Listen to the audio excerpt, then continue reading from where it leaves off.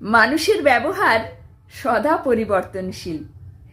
কখন যে কে আপনার সঙ্গে কিরকম ব্যবহার করবে সেটা আপনি টেরই পাবেন না।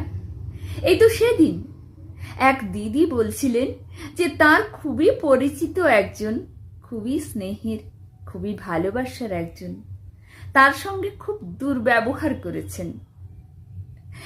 কি বলি বলুন তো? ওই যে বললাম, মানুষের ব্যবহার সদা পরিবর্তনশীল। হয়তো দেখুন, তিনি আলাদিনের আশ্চর্য প্রদীপ পেয়েছেন, তাই আর আপনাকে চিনতে পারছেন না। কিন্তু আশ্চর্য প্রদীপ কি সবার কাছে সবসময় থাকে?